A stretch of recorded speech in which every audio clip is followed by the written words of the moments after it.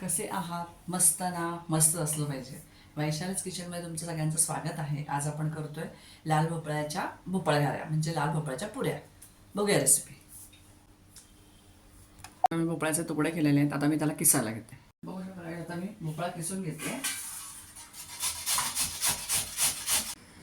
तर बघू शकता गाईज आपण सगळं भोपळा किसून घेतलेला आहे आणि आता मी तो शिजवून घेणार आहे. गाईज बघू शकता इथे मी भोपळा किसलेला आहे. मी गूळ पण घेतलेला आहे. आता मी कढई ठेवणार आहे भोपळा शिजायला. टाकलेला आहे. आता मी हा भोपळा शिजायला घालते.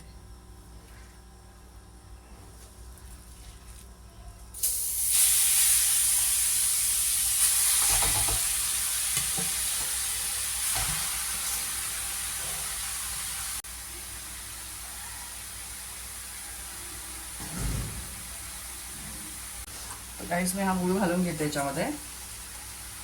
तुम्हाला कसं गोड लागतं त्या हिशोबाने घाला. आमच्याकडे थोडं कमीच गोड लागतं. तर बघू शकता मी चिमूटभर थोडंसं मीठ घालणार आहे याच्यामध्ये. गुळाचा कोणताही पदार्थ असला की त्यात मीठ घालायचं म्हणजे चव गोडाची चव जशी आहे तशी राहते. आता शिजत आला आपला भोपळा. अजून 5 मिनटं लागतील. 5 मिनटानंतर आपण त्याला थंड करायचं आणि मग पीठ भिजवायला घ्यायचं. गाईस बघू शकता आपला भोपळा शिजलेला आहे. आता मी शेवटी वेलची पूड घालणार थोडीशी आणि गॅस बंद करणार. थोडा थंड होऊ देणार आणि मग मी कणिक टाकून मळून घेणार आहे.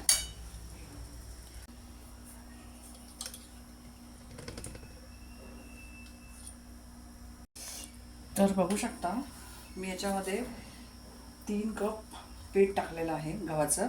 आता बघूया जर आपल्याला कमी वाटलं तर आपण अजून टाकूया. तोपर्यंत मी भिजवून घेते पीठ. तेवढ्याच याच्यामध्ये त्याच ओलसरपणामध्ये भिजवून घ्यायचं आपल्याला पीठ. पाणी काय आपल्याला एक्स्ट्रा टाकायचं नाही याच्यात. आता आपलं इथे भोपळ्यांचं पीठ रेडी झालेलं आहे.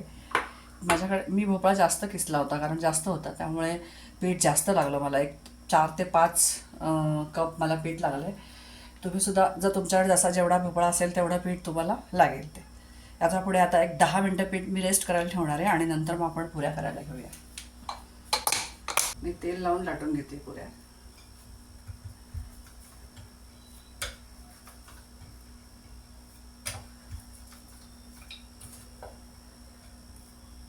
तर गाईज आपलं तेल तापलेलं आहे.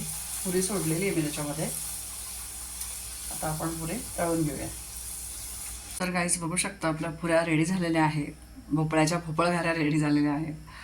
तर गाईज बघू शकता आपल्या भोपळ्याच्या भोपळघाऱ्या रेडी झालेल्या आहेत.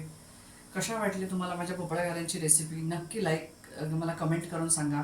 लाईक करा, शेअर करा आणि हो चॅनलला सबस्क्राईब करायला मात्र विसरू नका बरं का.